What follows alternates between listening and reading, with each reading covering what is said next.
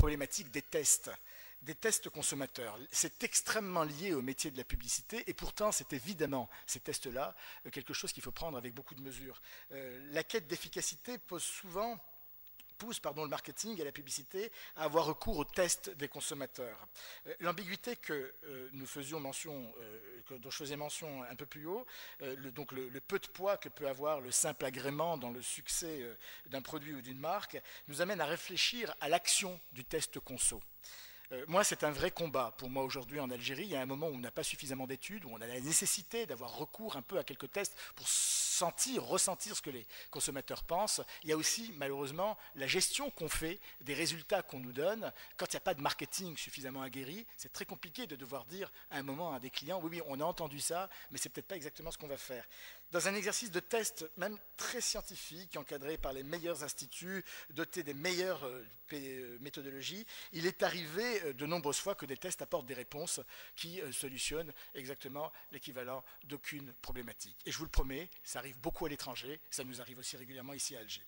Prenons par exemple, en tout cas à l'étranger, et parlons de choses, on va parler de choses qui sont absolument locales, mais de choses qui sont internationales, quelquefois tellement connues qu'elles en deviennent universelles. Prenez le cas de la saga Hollywood Chewing Gum, par exemple, que tout le monde a dû souvent voir sur des films qui sont passés pendant des années à la télévision. Il s'est passé quelque chose, et je travaillais sur la marque il y a quelques années pour bien m'en souvenir.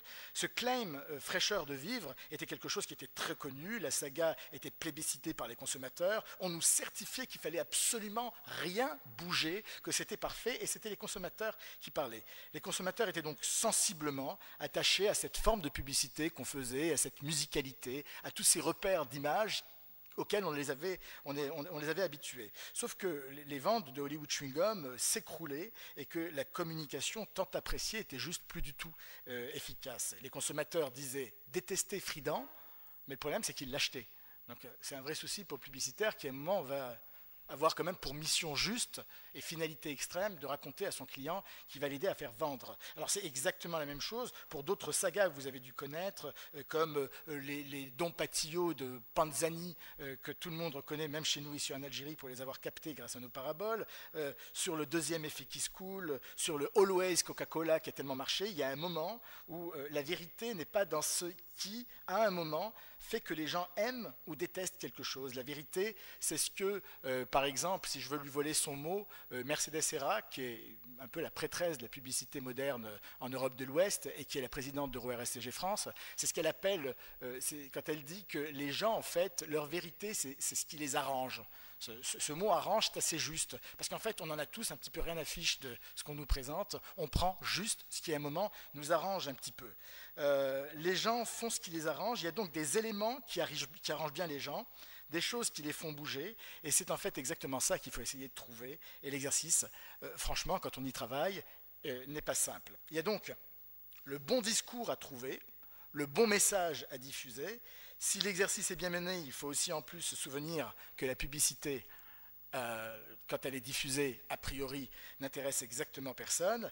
Les consommateurs font exactement ce qu'ils veulent et le publicitaire doit avoir donc d'un seul coup une capacité à retenir l'attention, un tout petit peu comme moi maintenant à cette heure-ci, d'avoir une capacité à retenir l'attention de celui qui est exposé à cette publicité. Il y a un enjeu considérable dans la publicité de captation du regard, évidemment. Tout à l'heure, on va regarder, juste si je suis encore dans le timing, 3 petits exemples de 60 secondes qui nous permettent justement de comprendre pourquoi la captation du regard est importante et pourquoi le traité est important et pourquoi on investit dans la publicité. Ceci pour dire que l'opinion des gens est importante, mais pas forcément suffisante.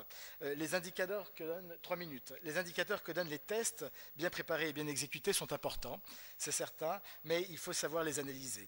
En sortant d'un test de consommateur, régulièrement, je voyais des chefs de produits d'une marque que l'on représentait se précipiter en notant ce que des enfants de 4 ans leur donnaient comme élément, et d'un seul coup, ils refaisaient leur marketing sur la base des verbatims de petits enfants de 4 ans, comme si un enfant de 4 ans allait pouvoir faire le marketing d'une marque. Et oui, s'il n'y a pas de marketing, s'il n'y a pas de message réfléchi, s'il n'y a pas de choses suffisamment projetées, a priori, on écoute celui qui passe, et d'un seul coup, tout est biaisé, puisque ce n'est ne sont pas les tests qui font les campagnes, qui font les messages. Si je dois aller encore un peu plus vite, et c'est dommage parce que je voudrais quand même vous donner quelques exemples, ce que pensent les gens est essentiel, c'est certain, sur des produits de l'agroalimentaire par exemple, et tant pis si on m'arrête juste après, je donne juste ça, sur les produits de l'agroalimentaire, par rapport aux tests, c'est extraordinaire à analyser, et c'est pas forcément évidemment à écouter en brut. Demander à des gens ce qu'ils perçoivent par exemple en termes de goût, c'est pratiquement fou d'essayer de le faire. Dans la perception, il est étonnant d'observer que l'objectivité des gens n'existe quasiment jamais. Ce que voient les gens en réel, c'est souvent absolument pas grand-chose. Les gens croient, par exemple, qu'ils ont du goût. Moi-même, je me suis surpris 1000 fois à raconter que je savais reconnaître le goût d'une limonade, etc. Et pourtant, je vous le promets, quand on fait des blind tests, et je ne sais pas si vous avez fait quelques blind tests, c'est impressionnant le résultat qu'on obtient.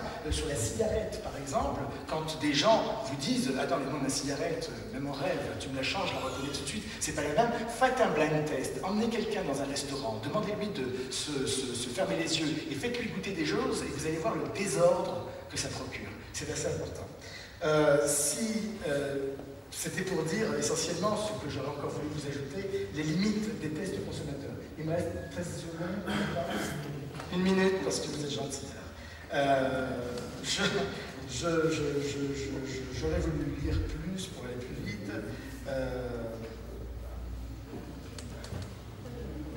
Je voudrais dire que quand même on est dans un terrain aujourd'hui en Algérie qui est un absolu terrain d'opportunité. On pourrait considérer qu'on est en crise à 1000 endroits, mais je considère que les états de crise sont des états d'opportunité. Il y a des secteurs entiers où des gestes de consommation, des habitudes, des usages, des comportements sont entièrement à inventer. C'est une chance exceptionnelle. C'est vous dire l'importance d'avoir dans notre pays de bonnes agences de publicité, parce que si ce marché que l'on considère aujourd'hui un petit peu figé n'avance pas, c'est souvent parce que justement il n'y a pas encore suffisamment de compétences et d'éléments. Est-ce que je termine en allant très vite en proposant peut-être des 3 petits films de 60 secondes chacun, ou est-ce qu'on s'arrête là et on lance un débat? On fait comme vous voulez. On voit les films, je vous dis juste pourquoi. Si vous êtes d'accord, on les voit, mais parce que c'est franchement 60 secondes, donc c'est rien. Je vous dis juste pourquoi je voulais vous les montrer. Je voulais vous les montrer parce que je voulais vous dire à quel point c'était un... Pardon? Juste les films. Mais le temps qu'ils préparent, ça paraît de meubler. Je voulais vous les montrer pour vous dire à quel point l'image était importante. Chez nous, on est encore dans une logique de stock et pas encore suffisamment dans une logique d'image, ce qui ne permet pas forcément la publicité que l'on souhaite encore. Donc, on fait des films qui doivent créer des émotions. C'est un peu difficile quand on n'est pas encore dans une logique d'image. Alors, on regarde le premier film, peut-être, qui est un film de Nike que vous devez connaître. Fu in quel giorno che una forza emerse dal viscere della terra per distruggere il gioco più bello.